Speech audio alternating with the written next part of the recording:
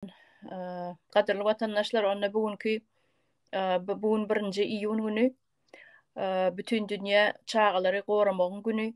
Hemmäňizem şonuň bilen gutlaýan her kimiň öýünde çağalaryň sesleri ýanglanyp dursun, çaga gülküleri ýanglanyp dursun, çagalaryň ýüzlerem gülüp dursun. Bizem ullaram öz gezegimizde öz etmeli işlerimiz şu çağalary gorap saklamak, o çağalara gowy bilim bermek. Ne bizim ullamyzyň etmeli işleri. Sesim kesti. Çağalarymyzyň men sesim ýokmy? Yok, biri yazmış Tuğçe sesin pesti. Ha, Zaten senin ben tek köp Olga Çarina köp konuşacak. Şunun için Olga Çarina'dan dinleseniz. Ay yo men ben kan gurletmem, sen özüm gurlaber. Arasında Şu benim dinliyorum. hawany bugün habarlaryň Türkmenistanyň gelip gowuşýan habarlaryň köpsi gowum däl, ýagny ajy habarlar gelip dur. Ýa-ni bir gün märi şu Türkmenistanda Lewapda turan tuweley barada habarlar geldi, videolar geldi. Onun ölüm ihtimali da Hudaýa şükür häzir eçen habar ýok. Bolmasynam olar ýaly habar. Allahyň özü gorasyn. Olar ýaly bela beterlerden ýöne köp ýerlerde jaýlaryň üçekleri uçup gidipdir. Magazinlaryň ýeneleň üçekleri uçup gidipdir. Şo barada aýdýalar köp ýerde şo däne sen o zatlar gurunlar näme Tuğçe niýeräklerde bolupdyr däne etrap diýdim näme. Köprağım dene boynuzun sonra çarşının içinde Köne Dünya Bazar taraf, Komsomolski, Ürümçi Pasolka taraflar köp olan Sputnik. Ha, boynuzyna bolupdyr. Ondan Dene. boynuzynyň näme şol öň kady näme boynuzyn men son katlaryny hiçsinden bilemok. Men öň katlaryny bilýän Garaweke ul diýe, näme Farap diýe, şu Dänew diýe. Şu önkü adı, hazırki adı boynuzun diyorlar hazıra. Yo öň katlar näme? Önkü adını bilmeyen Olga Çarina. Hazırki adı boynuzun. Ha, men bolsa täze atlaryny bilemok. Bara gynansaňam köp atlar çalışdy da etraplaň atlar çalışdy. O bolan atlar çalışdy, men kan bilmeýän şu boynuzyn haýsy etrap kerkini bilýän. Dänew diýe, Dänew raýon dogry aýtdy, Dänew Evet. bolupdyr erbet. Watandaşlara habar berip durun, eger bilýän bolsaňyz, niýeräklerde şular ýaly erbet ziýan ýetiren ýerlerini biz bileli aýdyň gaýrat edip inni şol biz ýaňrak saparaga bilen gepleşip geçirdik şu barada.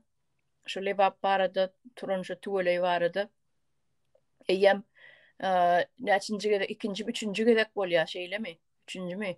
Ya dördüncü gezek bolýar şeýlemi? Bir yıl içinde üçüncü gezek. Geçen yıl bir gezek, bu yıl hem 3 gezek oldu. Üçüncü gezek Ha, nasıl? o.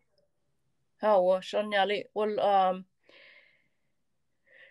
diýip sebäpleri ýa-ni ekologiýanyň, klimatyň üýtgemegi bilen esasy klimat üýtgedi, suw gurokluklar, ekologiýa ziýan ýetirýän zatlar, ine şu suwun guramaklygy, daşdy görekdäki zawod, fabriklaryň getirýän ziýanlary, men pikirimçe şu zatlar diýip düşünýän, bu zatlaryň hökümet ýa-ni ýokarda turan ýolbaşçylar ugruna çykyp zatlar düzetmeseler gowluga getirmez, gowluga eltmez diýip düşünýän. Bular ýaly tuweleylerim bolup durar. Çünki bu zatlaryň öňüni almak gerek. Bir kryşaňy uçup giden üçegiňi sen täzeleniň bilen ýene-de o problemany çözdiň däl.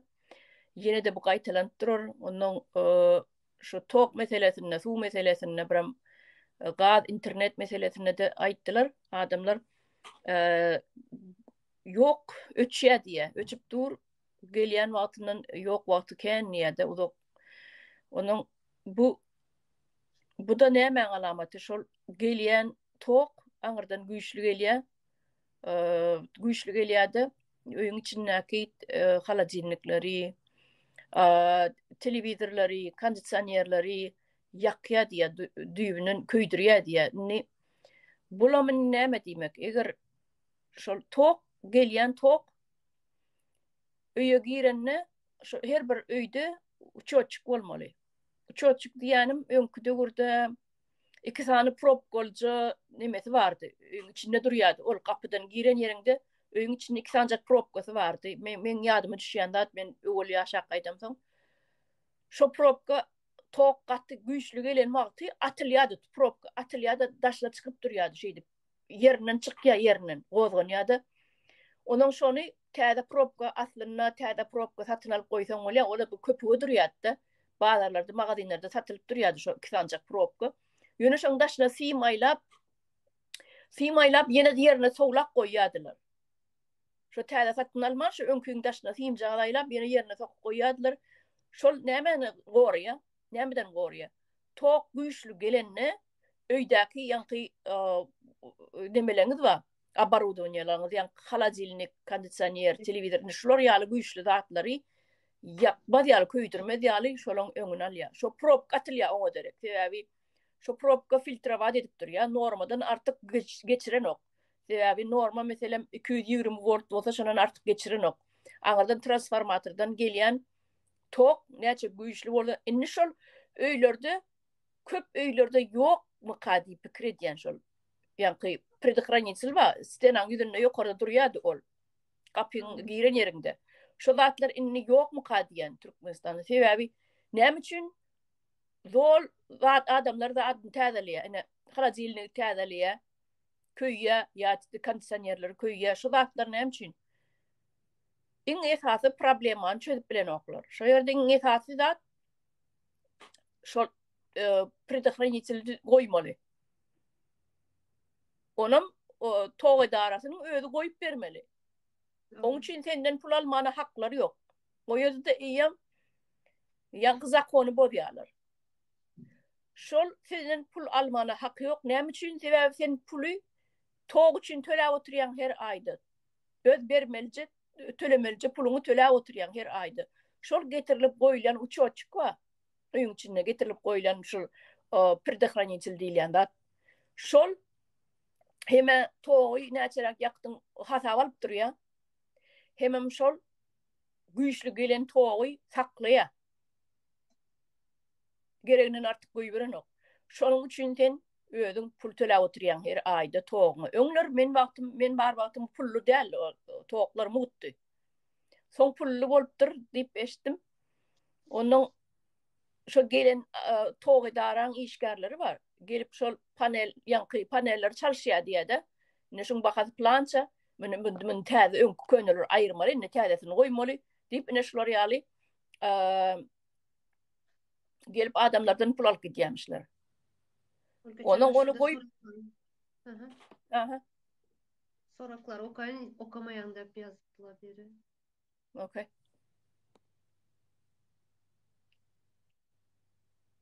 Köpelip gitti soraklar. Çağlar gowumka diye, çünkü kanikul çağlar daşarda oynayandır. Aycahan Bulut diye vatandaşımız yazmış.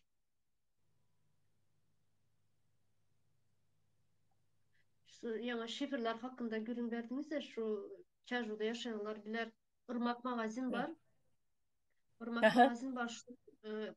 Şu geçen 2 gezek şomal bolan wagty hökümet onaran şunu üstün şifrini. Şu polny yine uçan. Şu habar geldi bizlere. Şu Irmak magazinin üstünde onun polny şifir yine uçan da. Ondan nime şol daşdy gurukdaky bağlarym ziyan edip bilýär, ýanky Ağaçlar Türkmenistanda inni kan bir olur ýaly öňkü ýaly göm ýok bolup oturan ağaçlaram ýokdur. Çalt guruya. Ya köp ösüben bilen ok şu biz çağa wagtymyz gatyken bağ bardy. Bağlar bolýardy. Gatyken irimişli, erikli, şettali, almaly bağlar bardy. Şol tok geçenne bir tilagaçdan beýleki tilagaja tok geçirilenne şol geçýän sym bağın aşağından geçse şo şemaly gelenine yel turanna şol bağ toğu simi üdüp bilýär. Üdüp bilýärdanym özüne de agaç guru bolsa olam neme diýär? Pajar emele getirýär. Pajar emele getirýär. Şoň üçin şol köp ýurtlarda görýänler men şu tilagaç bar yerine, şu film geçýän yerine agaçlaryň şu tilagaça goloy yerlerini, baldaklaryny kesip aýryp çykýarlar, arasalap. Şol tilagaça filma degmez ýaly. Sebäbi film çakşanna toğrya. Indi men bir elektrik zatda ýöne bir bilýänçi zadymy aýdyp berýänne. Indi şolar ýaly öňüne alyş çäreler geçirilýär köçelerde. Ulu neme maşinlara binip bağlar kesip çykýarlar, tilagaça şu sıyma degýän yerlerini aýryp çykýarlar. Kesip. Onun neme ýanky tok meselesinde de öçüp dur diýär şu tok köp adamlaryň halajylnikleri ýanky beýleki maşinlary kondisionerleri köýýär diýär. Meniň aýny öz aýtjaklarym eger öýlerine şol uçoçuk yok bolsa, ola haky yok bolmana ýöne men pikirimçe ya işleyen näler ya doğru düzülen näler. Näme üçin tok gelip adamlaryň ýanky halajylniklerini köýdirýär. Diýmek şol предохранитель diýilýänler gapyň içindäki duranlar, значит doğru işlänok. Baram bolsa ýerine doğru işlänok. Ne mesele şo taýdy, problema şo taýdy. Ana şu problemany çözmeli. Ondan eger şonyňyzy işlemeýän bolsa, diýmek siz halajylnikleňizi, kondisioner öçürüp gitmeli işe gidenňizde. Köýmesin, ýanmasyn sebäbi özümiz bilýärse, halkyň ýagdaýyny häzir maddi ýagdaýyny özümiz bilýär. Bir garny dok, olara minni köýen halajylnikleri, ol niden halajylnik almaly? Kar kola girip, berige batyp ýene halajylnik almalymy? Sebäbi häzirki döwürde de adamlaň işi bar adamma, işleyen adamma, işlemeyen adamma olaryň nireden çöregini tapmana turan adam nireden halajylnyga pul tapmaly? Ne? Problema üstüne problema dörediýär. Şu zatlar çözülmese problema üstüne problema dörüýär. Aman diýen birini aldık vatandaşa. Alo, salam aleyküm. Aleykümselam. Salam. Buyur. Salam. Näme bolýar berde? Nämen gürrüňe? Lewapda tuweley turdy. Vatandaşymyz aman. Lewapda tuweley turdy. Şu barada gurrüňe de otýar şu wagt düýne onlukda. Kaçan bolupdyr? Düýn boldy dämi Türkçe? Düğün. Ölen iten yoktur ay. Şu ölen iten bolma bolsun. Ölen yitenden haber gelmedi Allah. Çok şükür gelmesin de. Bu terzelikler paylaşan kanalım näme bol? Näme hakda gürrüň edýäňiz berde? Şu Lewapdaky şu bolan wakan gurrun edýär adamlaryň tok güýçlü gelip öýlerindäki halajylniklerini zadyny köýdirip kondisionerlerini köýdirýär, tok diýär, güýçlü gelýär diýär, öçüp ýanyp dur diýär. Ondan şu problemalary hakda gurrun edýär. Nämeler etmeli? Pajar bolmaz ýaly nämeler etmeli? Öňüzde kiçirek çağalaryňyz bar bolsa, olara howpsuzlyk instruksiýalaryny geçmeli, kiçik çağa bolsa da gapyny daşyndan gulplap gitmeliler. Şular ýaly tok ýanyp öçüp duran wagty pajar bolmagy mümkin, gaty mümkin. Çağalarymyzy bugün çağalaryň goramak güni. Dünýä oýunça bütün dünýä çağalary goramak güni 1-nji iýuny. Şu güni çağalarymyzy goramak barada da gurrun edip otýar. Şol toklar gelip öçüp ýanyp duran bolsa, ol diňe öýüň halajylnyk üçin halajylnygyň demetme köýme üçin hem dälle. Aslında pajar bolmaz ýaly. Biz şu hakda gurrun edýär. Çağalara öwredip durmaly. Nireden girmeli, nireden çykmaly. Pajar bolan ýagdaýynda bizden şu zatlaryň üstünde egitim, aýdaly egitim, ýanky terbiýe, tertip, ýanky instruksiýa şu zatlary vatandaşlamada bir ada kany olsa da öwredeliň diýär. Siz Türkmenistan'da mı? Yok. Siz nereden Nerede? çıkıyorsunuz? Siz nereden Ha? çıkıyorsunuz? Siz nereden çıkıyorsunuz? Men Turçadan çıkkan.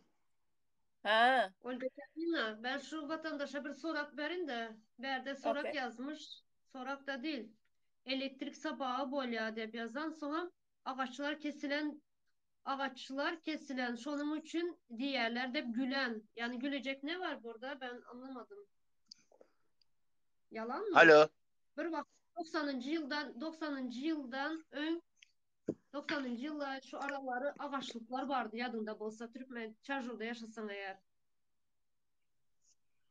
Halkın sesi. Apa siz nereden? Size mi Çarşov'dan mı? Hemen Çarjur'dan. Yok aşaktaki apa. Yo, men Halk. Amerika'da. O Amerika'dan. Hava. O. Orada yağdaylar näle? İşler näle? Yo, bizim hazır temamız var ha. Amerika var da derlerim levap var da. Yel turdu şataydı.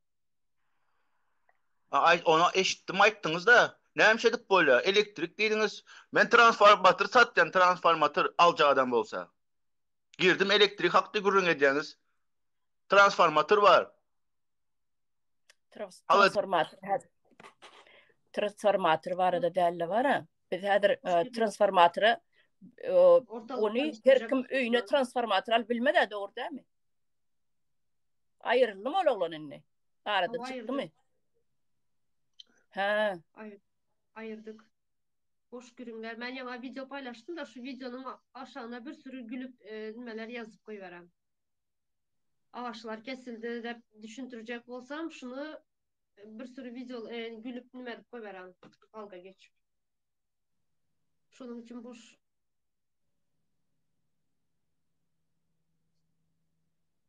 Hı hı. Şol Sehra Gülsü'de gep kulak versen boylam dep yazan iken Sehra Gül sorağını alalı.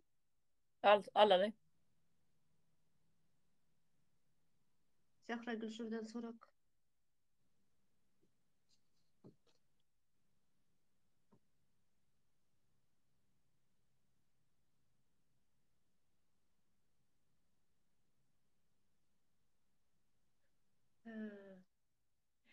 Biri yazmış da yankı giren oğlana yok abla o dıvıtıdan her zaman geliyor kendisi de yazan. Ha, yankı olan mı? Hmm. Ha, gelsin. Bizim kapımız açık kim gelse de. Yani gelen adam özünün bellice bir manilice, mantıklıca sorağı bile gelsin. Gelsin hava. Ortalık karıştırmasın. Ortalık karıştırıp kim o ya?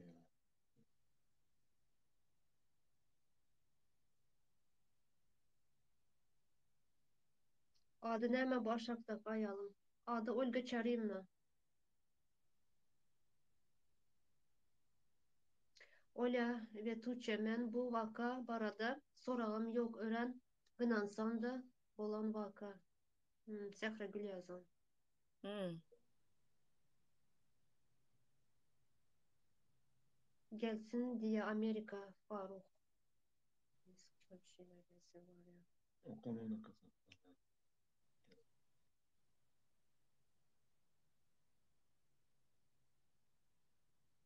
Hı hı.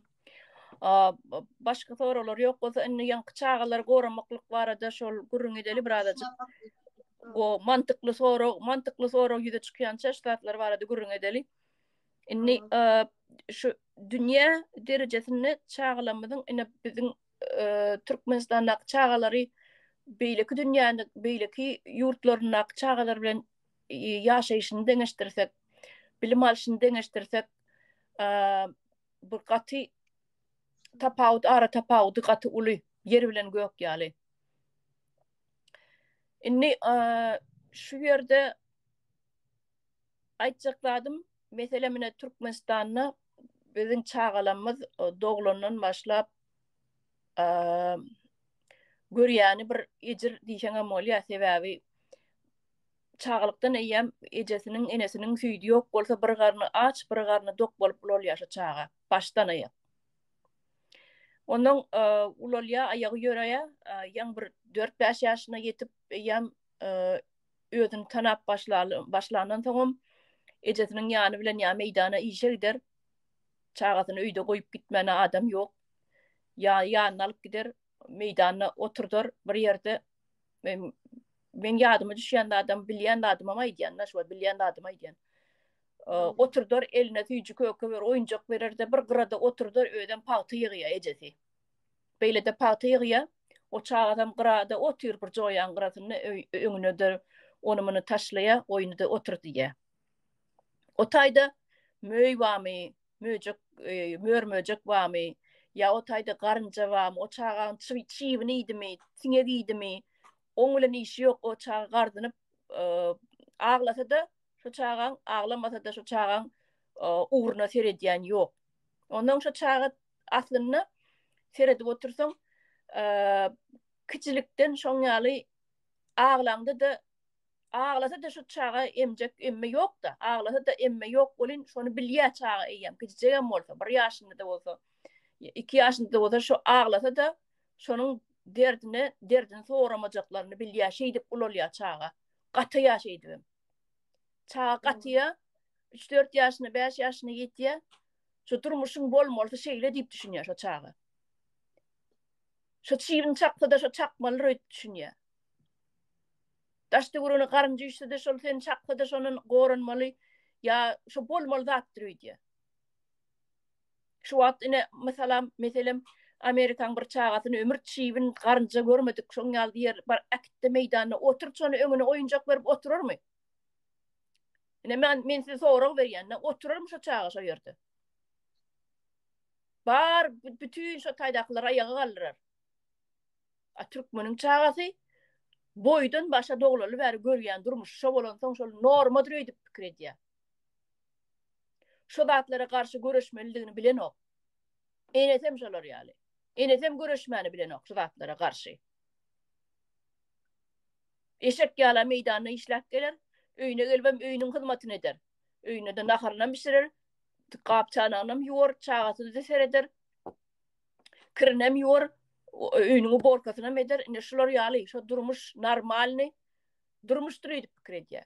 Başga durmuşy görmedik adam, başga durmuşda ýaşap görmedik adam, başga ýurtlara çykyp görmedik adam, başga halkyň, milletiň hak hukuklary näýil goralýanyny bilmeýän adam deňeşdirmäne zat ýok. Şo durmuşa ýaşap oturan gulçuluk döwrüni, gulçuluk zaman şo durmuşy norma diýip pikir edýär. Bolmaly zatdyr öýdýär. Başga çykalgy ýokdur öýdýär.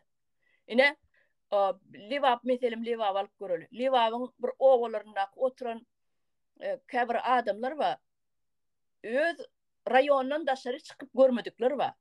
Bu Aşgabat diýilen ady, ya Balkan ya ýene çykyp görmedik adamlar bar. Biziň daşary takyna gurrun etmäli.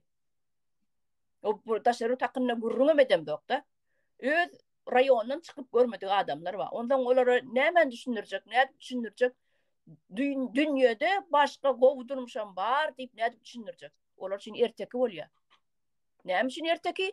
Telewizorlarynda zat görülen oklar. Yapyk. İnternet ýok. Yapyk. Video zat gören oklar olaram yapyk. Kitap zat okan oklar olaram yapyk. Gadagan. Jurnal gadet ýok. Olaram gadagan. Türkmenistana giren ok. Nerden nähili informasiýa alyp näde okap deňeşdirip bilsinler. Hemen watandaşlamada ýüzlenýär. Näde deňeşdirsinler şular? Başga da gowdurmuş bardygyny. Geçen şurada bir onat şeyler yazmışlar. Çağalar bazarda araba sürüp işlemesin. Bundan bu yana. Çünkü çağalar bizim ertirimiz. Aycahan Bulut yazmış, sağ olsun. Son yine bir onat. Sağ ol Aycahan Bulut, doğru aýdýar. Doğru aýdýar. Çerelerde ısıda çağaları ibermeli del. Ene atalar. Şulara cevap verelim. Son onat bir sorak var. Şurada Berna diye vatandaşımız yazmış. Şunu okuyun son. Şular hakkında biraz görün edelim. Yani daçka süreler hakkında, çereler hakkında. Onu bizine çağalar goramak diýse, çağalar goramaly, çağalar bizim geleceğimizdir diýse, bolin Doğru aytmaly. Çağalar bizim Türkmenistan çağalar goralýarmy aslynda? Men size soru berýänler şu watandaşlarymyza. Çağalar goralýarmy Türkmenistanda? Aslynda nämeden goralýar? Nämeden goralýar çağalar? Daşky gelýän sredadan goralýar. Daşky daşary ýurtdan gelýän informasiýalardan goralýar. Näme çağalar nämeden goralýar? Çağalar Agyr Ahmetden goralýarmy? Ýok. Çağalara bilim berilýärmi? Ýok. Çağalara ösmek üçin bir zat ýardam edilýärmi? Ýok. Nämeden goralýar onda çağalar? Bizim çağalarymyz daşky sredalardan, ýa-ni daşary ýurtdan gelýän informasiýalardan, şolardan goralýar. Ana şoň üçin telefonlaryny barlaýarlar, çağalar mektebe bar. İnternete girdiňmi? Ya VPN'e girdiňmi? VPN'iň barmy? VPN gurnap bilýärmi? Kimlere gurnap berdiň? O çağalar VPN gurnap pul alýarmyşlar da. Gazanç üçin. Bir 5 manat özüne çörek pulu bolsun diýip çağalar.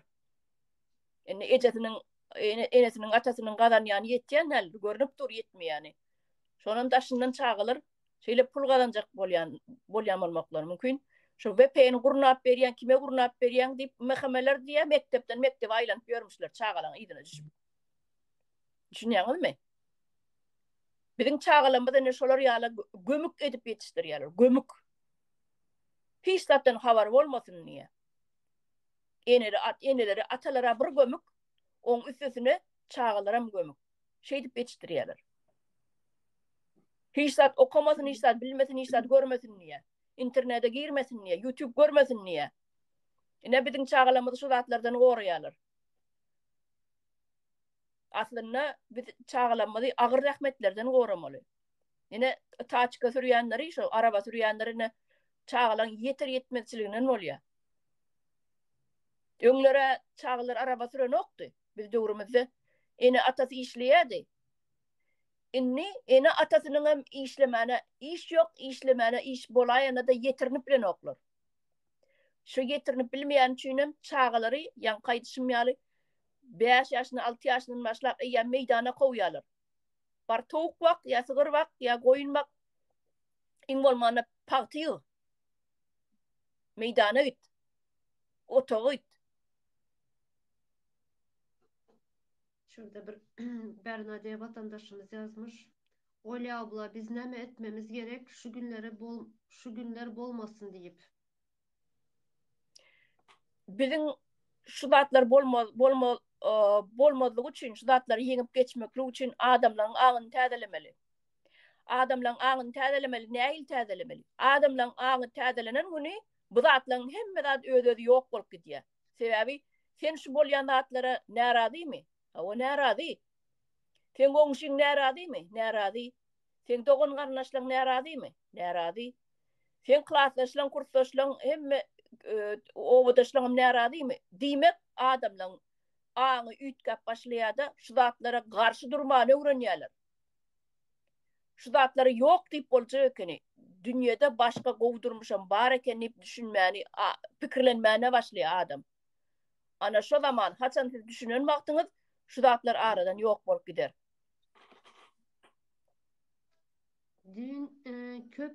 Dün köp çağalar ıssyda çärede görkezdiler. Isı 45 derece diye. Şu günler Türkmenistan'da.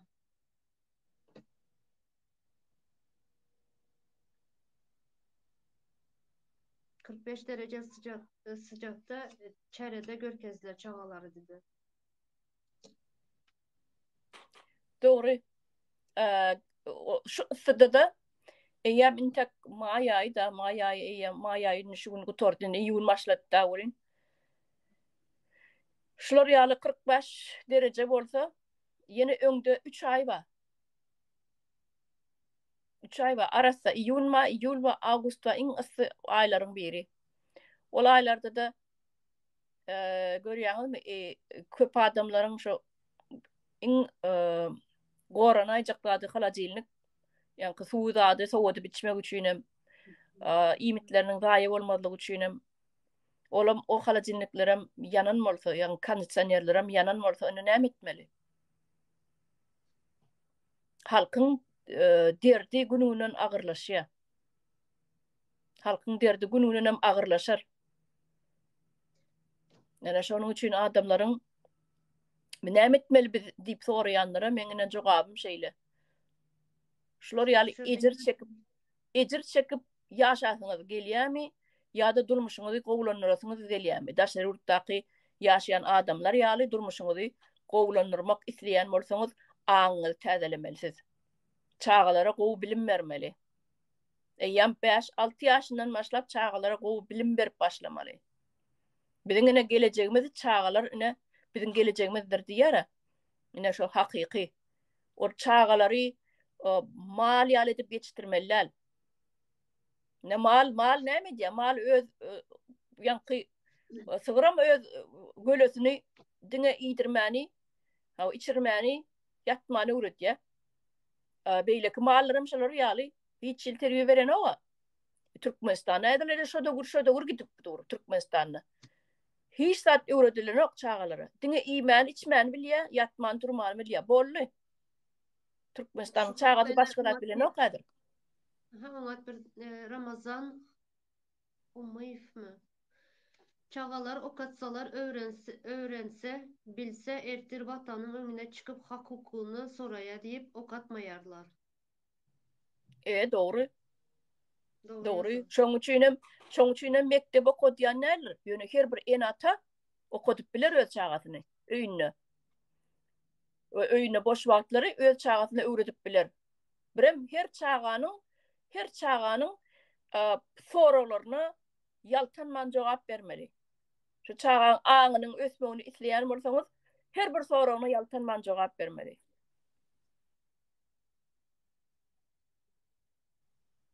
Alo. Buyurun.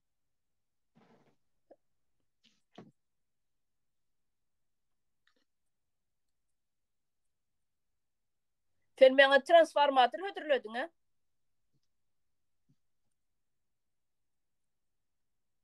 Yo. Yo, bilýän men transformator diýäniň meniň transformator men näil satyn alaýyn? Sen meňe transformator hödürledin ha? Men satýan idiň ha?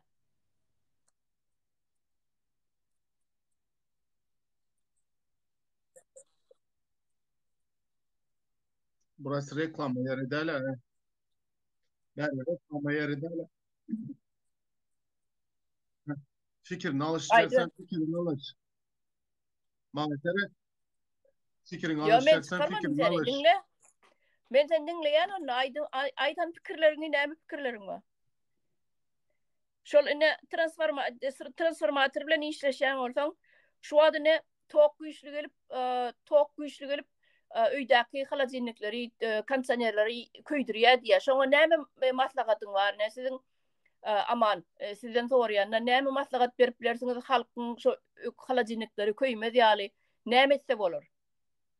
Tok güýçlü gelende.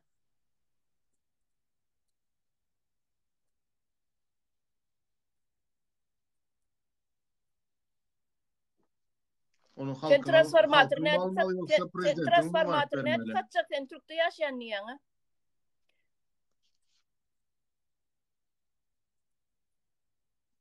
Ha, onuň transformatoryny nirde goýmaly olar? Bu halk.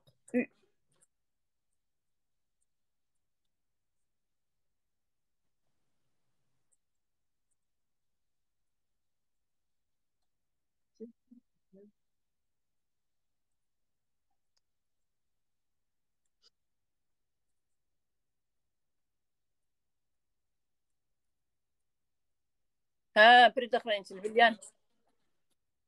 Ha, o. Onuň näçe bahasy?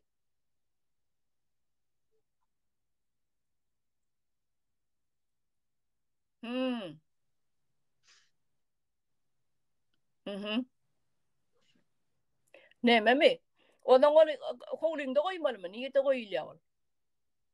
Öýüň içinde goýulýarmy?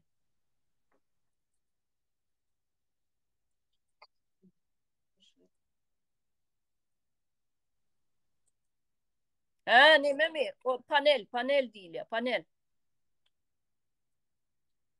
Panel. Hadi dur. Durun tek. Ne şu elektrik tok gelenine bir rozetka köpler var ha, köp adamlar. Hemme de atmış bir rozetka sokyalar. Näçe sokyalar? Şu taýda halajilnigem kondisionernem şu bir rozetka soksalar tok ýanky güýçli gelende birinçide pajar bolup bilýär, dogrymy? Sen elektrik bolsaň bilýänsiň. Pajar nädip dörep bilýär? Ana, nagruzkadan dörep bilýär. Şonu biz halka aýda oturýarsaýdan o daky ýaky galan gararlar gurtulary bar, düşünmeýänler bardyr. Tok güýçligine näme etmeli? Bir rozetka sokmaly däl. Ýene aýyrdyňyzmy ony? Başka bir vatandaşımız geldi. Daha mantıklı şeyler konuşalım. Merhabalar. Salam. Selam ablalar. Aňyrky profilimden istek gönderdim, beklep oturuyordum. Buradan girdim sonra. Geçmiş olsun Le Baba. Düğün eşittik. Yaw. Çağlar meselesinde konuşuyordunuz da ben gelemedim misafir yayına. Bugün sabah da konuda söz oldu. Türkmençelik açtı. Yani çağa 5-6 yaştan akıl verip başlamalı diýeniz Olga abla Amerikadan. Yani 5-6 yaştan önceki saydıka baran çağalara prezident öğretýärler. Mektepde de prezident öğretýärler. Saydıktan gelen çağalarımız dili gowy çykmadyk çağalar haýsy kanal açsaň prezidentimiz diýip oturýarlar. Ondan soň öýde enatanyň terbiyesi başga, okuwdaky başga, saýdykdaky başga. Eýem o çağa näme akyl almaly? Şu wagt arabaçylyk etmäne de bazarlarym sepk ýakynda açyldy. Arabaçylyk etdirmeýärlerim. Çağa diýer ulakan adamlar ýok. Türkmenistan'ın nerindesiz? Daşawuzdan. Ýakynda açyldy äli bazarlarymız. İş kıyın, kimi gepletsen iş kıyın, nan, oçur, temmesin kem şu. Doğru. 1 litr sütün bahası 70.000 dedi könak bu bilen. 70.000 bolanda kança boladı? 14 manat. 1 litr süt. Bu çağa neme yesin son? O çağa neme yedirsin? Indi diýeňiz içindekilere VPN gurnap beri okuwçylara barıpdyr, sorapdyr, edepdir diýeňizde bugün öýdekiler bilen guruşdum, VPN işlemeýär. Ýükletýär 1-2 saatdan soňra kapanýar. Ýükletýär kapanýar. Aýda 100 manat, 70 manat berip işletýäni bar. O da gowy işlenek diýär. Şu derde geplep oturanymys han gelin, halkym goşulun diýenimizi peýdasy ýok. Aslında heleleriň sesi köp çykmalany. Diňe Dursultan çykýar, ara sıra sizi izleýän. Siz hem izinli zamanyňyz çykýaňyz galiba, açýarsyňyz. Biz täderek çykyp başladyk. TikTok'umuz ýokdy owel biziň. Biz indi köplenç YouTube'da çykýardyk da, ondan inni şu TikTok açylaly bäri, ýa-ni bir bilemok, bir aý ýarym aý bolanlar ha TikTok açylanyna.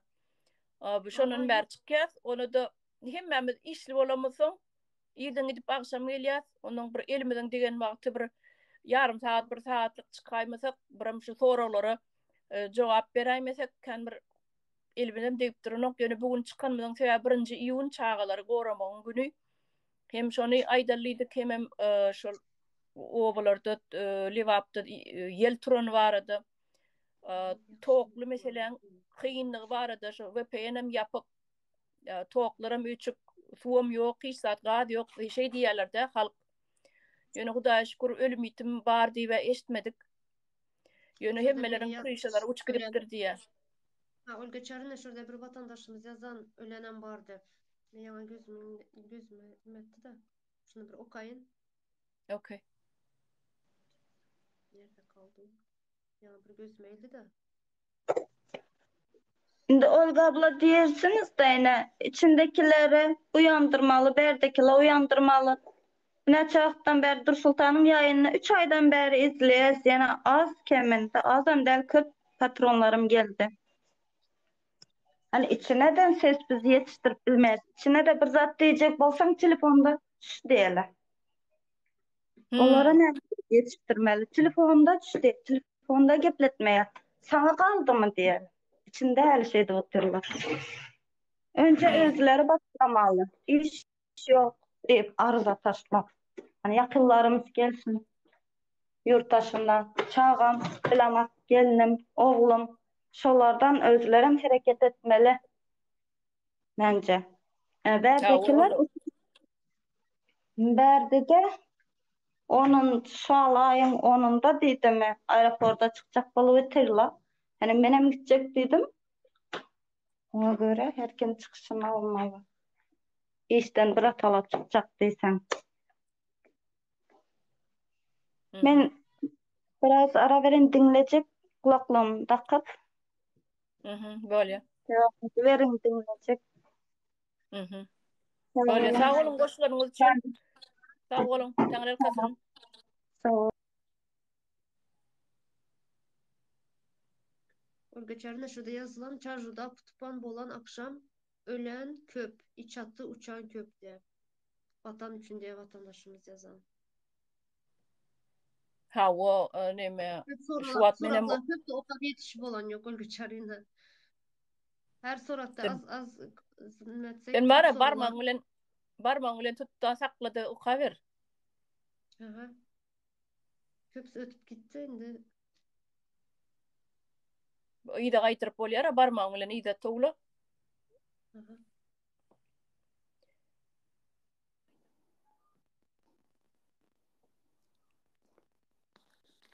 Здравствуйте. Salam. Здравствуйте, Тучи. Здравствуйте, Ольга Чараевна. В первую очередь, очень рада вас видеть в ТикТоке. Вас обеих очень рада видеть. Во-вторых, Ольга Чараевна, я хочу поблагодарить вас. Спасибо вам большое, то, что вы уже больше года боретесь.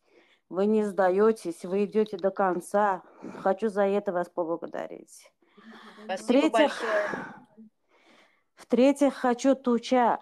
Сегодня или вчера поставила ролики насчет деревьев, вырубки деревьев в городе Чарчжоу. И очень много там написали критики. Те, кто написали критику, вот сейчас в эфире тоже есть. Уважаемые, Туча сказала очень правильно. Раньше деревья, что в Чарчжоу, что в Ашхабаде, были посажены и выращены именно для нашего климата. Как для Ашхабада, так и для города Чарчжоу. Насчет остальных городов я не знаю. Теперь насчет Фирюзы. Там было все в чинарах. Ашхабад, Ольга Чараевна, вы, наверное, помните. Весь Ашхабад утопал в чинарах. Наш город Чарчжоу. Туча, наверное, хорошо помнит. Городской парк и Дружба парк. Насколько были прекрасны наши парки. Как много было там прекрасных деревьев. От этих деревьев ничего не осталось. Все вырубили. Все абсолютно. Вот Дружба парк сейчас абсолютно, вот не поверите, там посадили сосны, какие-то маленькие короткие сосны. И вот эти многолетние деревья, все, абсолютно все уничтожили. Ну, как можно было вырубать деревья, не жалеть деревья, я это не понимаю. И Туча очень правильно сказала насчет этих деревьев. Я полностью поддерживаю Туча, она полностью права. Природа нам мстит. Мстит за то, что мы уничтожаем эти деревья. Мстит за то, что нет ухода за животными, за природой. Планета мстит нам, уважаемые. Надо беречь природу, надо беречь людей. Надо уважать друг друга, ценить друг друга. Ольга Чараевна, спасибо вам. Я восхищаюсь вами. Я поражаюсь, как вы до сих пор выдерживаете еще в этой борьбе. Вы держитесь. И Туча также после вот этих всех негативов, поскольку я уже опустила руки. Я боролась тоже больше года, но больше я опустила руки. Я уже не хочу дальше бороться, поскольку я вижу, что все это бессмысленно. Я убедилась, что наш народ никогда не станет дружным. К большому моему сожалению. Мы никогда, наверное, не будем дружны, и мы, наверное, никогда не добьемся демократии. Очень обидно и больно. Ой, не знаю, Ольга Чараевна, честно, я больше в это не верю. То, что происходит в Ютубе вы сами лучше меня все это знаете. Всю эту грязь, то, что друг друга метает грязью, вы все это лучше меня знаете, Ольга Чаривна. И мне просто обидно за все это, мне за наш народ обидно. Обидно то, что люди внутри вымирают, а здесь наша оппозиция делит не могут поделить шкуру неубитого медведя. Надо народ спасать, народ. Наш народ уничтожают. Мы, как туркмены, мы вымираем. Уважаемые, мы вымираем, нас скоро не останется. Почему вы это не понимаете? Люди нету образования, нету медицины. Природа сейчас вообще в страшном... То, что творится в Туркмении, это вообще страшно, что творится. А тут друг друга обливают, извините меня, говном, честно говоря. Простите за выражение, конечно, но мне просто обидно за все это. Мы должны объединиться, мы должны быть дружными. Как Советский Союз победил в Великой Отечественной войне против немцев? Как мы победили? Почему наши деды, прадеды смогли плечом к плечу бороться против фашизма, а почему мы не можем? Нас всего 5 миллионов, и этих 5 миллионов скоро не останется. Мы не можем быть дружными и не можем бороться против диктатуры. Почему? Мне обидно за это. Уважаемый народ Туркменистана, давайте будем дружными. Давайте уважать друг друга, давайте слушать друг друга. Хватит уж друг друга обливать грязью, хватит. Мы еще не могут за это кресло бороться. Далеко еще до этого кресла дойти. Народ надо спасать, народ. Эй, обидно просто. Обидно за все то, что происходит с нашим народом. И очень больно мне за все это. А вам огромное спасибо обеим. Ольга Чаривна, вами я вообще восхищаюсь. Спасибо вам большое. Честно, спасибо. Я вас узнала. Я думаю, что вы меня узнали, да. Спасибо. Да, одно время было несогласие. Ровно год назад, даже больше, что мы общались. Да, насчет Алатупан, когда это было, после 27 апреля, Ольга Чаривна. Я помню, да. Очень обидно, очень больно.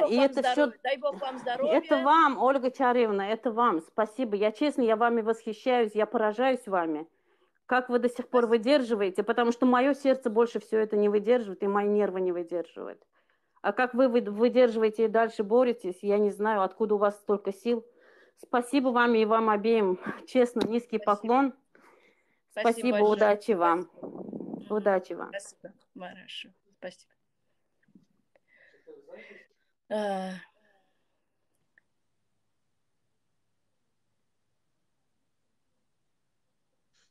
Doğrular aytdı Olga Çarina. Şunu şu video koydum bugün köp yorum geldi, negatif yorum geldi. Sen Van'ga mısın? Yine mi sen? Nereden tapılsın o gepide? Ağaçlar salam.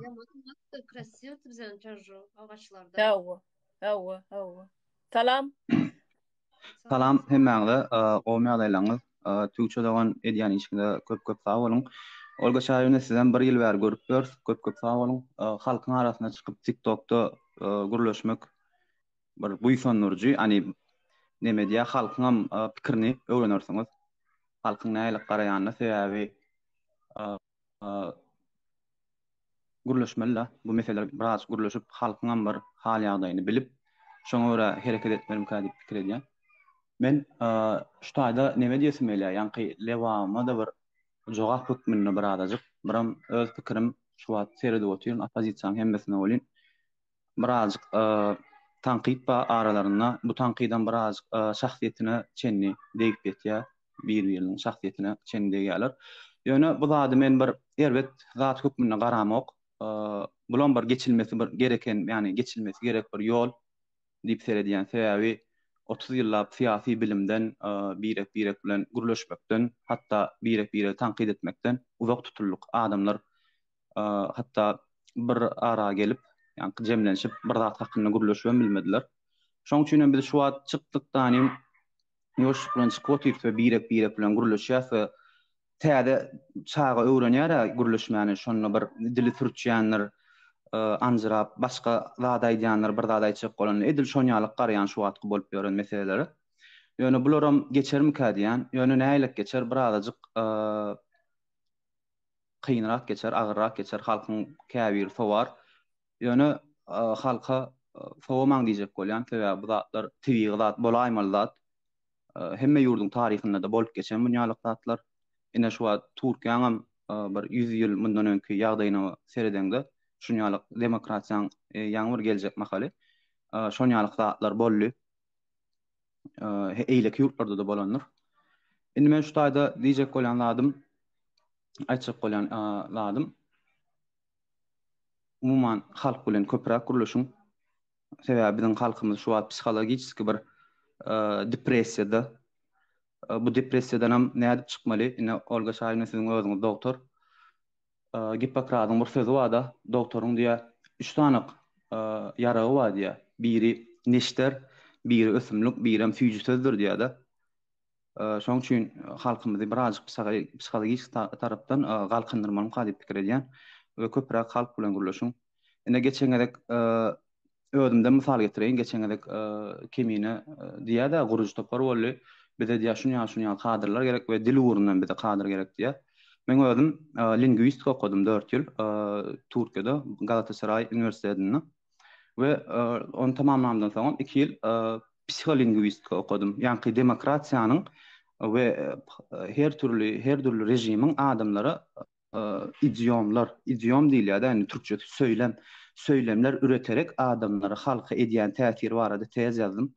Ýöne men şonu kaby şu taýda guruluşy ben bilemok, aşagdan komentar ýazýan görünen ok. Belki de özara guruluşy oturan adamlar birazjyk neme diýär, aşagdaklar ünsler bilen oklar. Olardan hem mümkin bolsa şonu ýaly haýyş etjek bolýan gelsinler, halk bilen guruluşsunlar, birazjyk halkyň hal ýagdaýyny bilsinler. Şonu ýaly. Köp sag bolun. Doğru. Berekella. Ağzınıza sağlık vatandaşımız. Doğru zatlar aýtdyňyz. Hakykatdan hem halk bilen görüşmeli, hal ýagdaýyny soramaly, içine girmeli, gepini halkyň içine girmeli. Her bir adamyny gurulýan wagty diňlemäni başarmaly. Şol diňleýän aýdýan zatlaryň manysyny düşünmäni başarmaly. Ine şu wagt vatandaşymyz Aýmurat diýär-de ýörjen bolan çaga ýaly görýäs, halkyň şu wagt bolup ýören ýagdaýyny hakykatdan hem biz şu demokrasiýaň nämedigini bilemdi oktuk. Siýasatyň nämedigini bilemdi oktuk. Bu zatlaryň näil ýörelýäni, kim bilen näil guruluşmaly, özüňi näil alyp barmaly, hiç zatdan biziň habarymyz ýokdy. 30 ýyllap biz revolýusiýa diýen zady görmedik, bir özgörüşlikler diýen zady görmedik, biziň ýurdumyzda bolmadyk zatlar. Şo bir su ýapdan ýokurdan aşaklygyna akýamy, şol akym bilen akyp gidip otyr hiç saçan üýtgemedi ol. Biz nireden näme öwreneli? Şol siýasatyň hem öz dili bar, meselem. Hay siýasatyň hem öz diline näil gurulamelisini biz bilemdi oktuk. Indi şol ýanky çaga ýörjen bolup ýören çaga ne biz şu wagt geçen ýyldan bäri başladyk da şu zatlara. Olin biziň öňümizde näçeler böwetler boldy. O böwetleri biz ýykylyp sürçüp şol dowam etmäni biz dowam etmeli. Özümize zor salyp dowam etmeli. Näme üçin? Eger çaga ýaňy ýörjen bolup öwrenende ýykylsa soňra diýdim agyrtdym ýa aýagymy agyrtdym diýip inni gaýdyp ýöremän ýene de öňkär otursa şol oturuşyna oturar. Şol böwetleri basgançaklary ýanky basyp geçmäni öwrenmeli biz. Ätlemäni, şol kynçylyklardan ätlemäni öwrenmeli. Ana şonda ýeňiş bolar. Ýanky ýykylma, meniň plan ýerim agyrtdym diýip otursaň bolmaz. O çaga hiç hem öwrenmeýär ýöremäni. Ýanky doganymyz dogry aýtdy Aýmurat diýen. Salam aleyküm. Salam. Holat mısınız? Yankı Aýmurat doganymız yaman çötki geplerdi malades. Davno şunu ýaly akylly gürüňleri eşitemiz ýok. Hawa zakonny geplerdi. Men de biraz karışıkrak geplerim, biraz orusça, biraz türkmençe bildiğimden. Yankı şu Halmuradaga, Saparaga, Kemine bular güründeşlik geçirdi. Yani dostumuz ona da aytdı. Yaş aşağından yazıyan okacak adam yok onu. Özüne gereklerini okaya gerekmeyeceğini geçirip koyuyor ya. Bu hasap etmez yalı bir zatlar olup duran da. Ne doğru biraz halkı поддержка etsen halkan поддержка eder обязательно. Yani üstünden geçip gitsen olam üstünden geçer. Hele Türkmenistan'ın içine girmen bir toparı vaziyet paylaşma. Yani mena doğru tapam yok zatları. Bilem yok kim ne düşünendir. Böyle mena doğru tapam yok. Vaziyet birinci yurdun içine girip ondan sonra Bilemetse o vezipe için dırnaşacak adama yoktur bence. Yo yo yo, Ee, siz yanlış düşünýäňiz. O ýerde sözüňiz bölen yanlış düşünýäňiz. O taýda ol kreslo paýlanşykam ýok, Olga ol Çağrı'nın wezipä ben paýlanşykam düşündüm ýok. size. Olga Çağrı'nın ben düşündüm size. Yani birinci başta devletin içine, yurdun içine girmeni oradasın etmez diyecek oluyor. Ben onu diyecek oluyor. Birinci yurdun içine girmeni oradasın etmez. Olan bu Yo yo, grada ediliversin. dinlen sizin varım. Aha. Nime gatty görmäň, sizin düşünjäňizden birazjyk ýalňyşyrak öňe düzeltjek bolaýyn. Eger siz maňa dogry Aha. düşünseňiz, men düzeltiş Pajals, berjek. aydın geçteri. Yurdun içine barmaly diýäňizde ilki bilen yurdun içine baranda bir giden haos dörer. Şol Doğru. haosyň içinde her hil zatlar bolup biler. Adamlar bir-birini öldürüp başlar, bir-birini gyrıp başlar. Wezipe paýlanşyk başlasa, bulanmajarlyk haos diýilýär-de gepin ýetgisi o bir hiç başalyp çykyp bolmaz. Ol adamlary başa öwretmek üçin birinci bilim bermeli. Birinci, Düşündüm. yankı Olga birinci Çağrı, klasa barandan doğru. çağa. Doğru. Olga Çağrı. Bir minut sizi böleyim ben sözünüzü. Şu yerde ben ne diyecek oluyor? Yankı bir oğlan girip transformatörlü gürrün etti. Siz bunu bir provokasiya zat deyip düşünmeniz mümkün. Yani aslında şu yigitler hem başka bir gruppada şu iminli yolumuz bir. Yani o sırada da bırakmayı bu bırakamayı duruk dedi.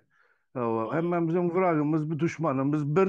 Yani öz aramızda hem düşmançılığımız var da kakbutta şu zada düşünüp bilemiz yok da. Yani oğlanam yaman oğlan der. Şu onun hem yolu yani şu yurda arasalamak yana nemşetmek şu sizin seliniz Tuğçe Doğan'ımızın seli hem bizim selimizden bir aslında. Yöne senedin o oğlanlar size nipravını düşünüp duran da köp adam size nipravını düşünüp duran. Yöne aslısını görsen şu oğlanların hem seli bir. Yani yurda girmek, yurdu düzeltmek, yeneneme. Gördünüz karşılıklayın gürün gelip duran da aranızda. Oğlan izdivat edecek olan sizin kakarınız geledi. Yöne hemen bizim selimiz bir. Ben bunu diyecek oluyor. Biraz da halka hem eşitmeli. Kademeye girip, yani kanala girip, özün gönlüne makulzada ayda oturmak, kaptaldan oturanlar hem eşitsen halkan padyaşka etse buna gelecek zat yok mu ka diye. Ben Yo, düşüntürüp siz bildim. varım. Men onu düşündüm, yankı transformatör diyen oğlanın gepini dinlep gördüm. Ol akkazı nime diýen eken? Ol şit var öýüň içinde oýlan. Ben düşündüm ona düşündüm. Ona düşündüm. Yine bir Yöne o provokasyalı yalı göründü. Sonra Tuğçe Doğan'ımıza çıkardı gıraya. Doğru mu? Karan bir düşünüşmezlik de bir. En çünkü yazatma. Hemmesinin hem seyli bir. Şöyle çıkaran sebep var. Bana bir min dinle. Ben bugün video paylaştım. Şunu videolarıma negatifli yorumlar yazan. Şuna kaharım geldi. Şu karan durmadan negatifli yorumları yazardı. Şu işte şu yiğidem öz sesini eşittirecek. Bunu eşitecek adam yok. Ene şu zatlar için son yaz bile de Ses geçirme için negatifini yazmam mı sizin fikrinizce? yok, Siz bunu ben doğru kere bilirsiniz. dostu. Любой bir negatifin hem yaxşı tarafını aktarıp tapsan olur. Yani köçede yağış yağıp duran bolsa, bir adam ayda yine yağmur, yine palçık oladı, yine kirlik oladı. Bir adam ay yine süvecik kova oladı deyip düşünedi. Düşündürüp bildin mi? Bir yağan yağmurun iki hili manısı var. Toş bir adam negatif mi düşünedi, bir adam pozitif mi düşünedi? Hayırlısı doğru. İkisi hem doğru. Ben bu zat aytacak oldum dostu. Doğru. Men şu yankı Любой bir adamın diýenler, münenyasını eşitmeli sakonun sonuna dinlediğin yeri var. Yani halkı dinleyecek adam yok. Yani şunu hazır onardınızlar bir iki günden beri ben göre tutman şu zaten. Yani şu TikTok'taki çıkışlarınızda doğrusu bu. Bu doğrusu. Yani her kim gelip öz münenyasına ayrı oturan. Hiç kimin hem yamallığı yok nasıl diyelim. Provokatör diyeniniz hem yolu şu sizin tutan yolunuz. Yani size provokatör olup görünen adam. Halkın içinde provokatör yok. Nasıl değil? Ben şu zaten inanamam. Önden hem şu ben Çerçeve'den 19. yılda geldim şu yere Türkiye'ye. Şu halkın arasındaki bolayan gürünler de ay çalabır yankı hükümet bu arada gürün edip başta ay ne şu gürün koyalı da de hazır taksistlerin hemmesi yankı aşistoya diyorlar işlemiş ya sidmaya diyorlar işlemiş. Özünü korkuzup yürüyen halk. Özünü aldap yürüyen halk. Yani bu zatlar var. Bana şu an açık ettim. Beni hisseler yiyen adam yok mu diyelim. Hiç yerime istat var. Aydiyadım açık aydiyadım. Taksiye minsem bir dört adam yığınana yerine varsam şu zatlara yani diktatora karşı gürrümleri aydattım. Açık korkan yerimiz yok. Şunun için ben şuna aytacak oldum da Lüboy bir gürrün ona da palkı yemeği vakansa dedi ya. Orası. Şu Lüboy gürrün doğrusan var, yanlışan var. Yani şu kaysını aktarıp tapsan şu doğru olup durad da göğününe. Ben şuna aytacaktım. Ştayda men biratlar ay o kap geçeyin şu bir yazıptır da. Пожалуйста, Bilim пожалуйста. vermeli, ilk bilim vermeli diysem 30 yılına garaşmalı mı deyip yazıptır da. Yok o yankı vatandaşımız yanlış düşünni. İlki Allah. vatanın içine girmek bilim vermeli diyenim ağını təzelemeli. Doğru. Oşunal Doğru. gitmişlikler ne için Doğru. geçiriyaz? Doğru. Baranın son vezipe davası olmalılar. Oraya da vezipe düğünün ortadan ayırmalı. Ne için vezipe halkın özü biller gerek adamsını. Her vilayetin, her etrafın, her ovanın, her arçının öz içinden özünün göwniyetçe inanmayan adamsı olmalı. Doğru geçer ben o şu ben herhangi yani sizden anlayıp doğru için şu gürrünleri eşitip duran halkın mıneniyası ben ona ettim. Ben öz mıneniyama şunun yalı görünüyor. Olga Çarayevna. Düşündünüz mü? Şunun yalı görünüyor со стороны. Со стороны оно так смотрится, как будто делится там власть, посты делятся. Это так смотрится со стороны. Я вот это хотел сказать. Народ вот так понимает, именно как народ воспринимает. Если народа не будет, никто ничему не поможет и никто никого не спасет. На самом деле.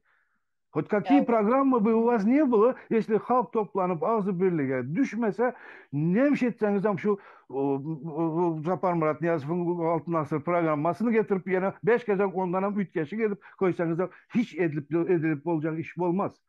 Garantiyorum, однозначно onu size bileniz. Şunun için biraz halkın içine girmeli. Biraz halkın fikrini dinlemeli. Yanlıştır, doğrudur eşitmeli. Yanlışını düzeltmeli. Bu yol bence şunu düzledi bu yol. Yanlışını hem eşitmeli. Doğrusunu hem eşitmeli.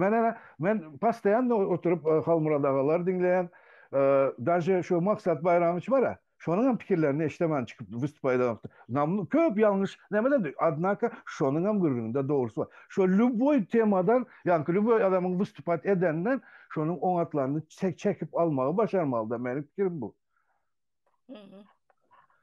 Ben çünkü olarak neyme? Спасибо.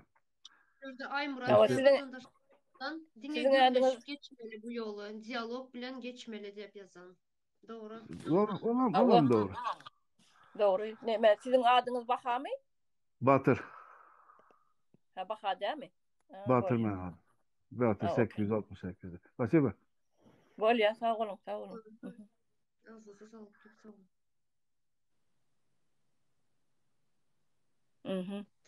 Yankı şol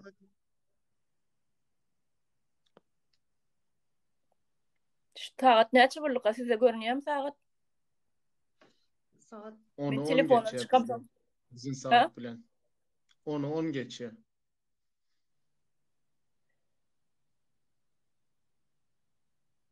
On olup 10 minut geçti. Bedadır yığına ayırmalarına bolle delinçtaydı. 11 dakika geçti. Yığına geç kaldık. Çıkalım mı? Bolyanna o vatandaşlar kim girip yetişmedik orta ekrana onunla bize innekerek yine devam eder sonra görürüz eğer koşulabilseniz sonra koşulursunuz. Bolyanna vatandaşlar bize hemimiz gitmeli yığınak başladı. Bolya sağ olun.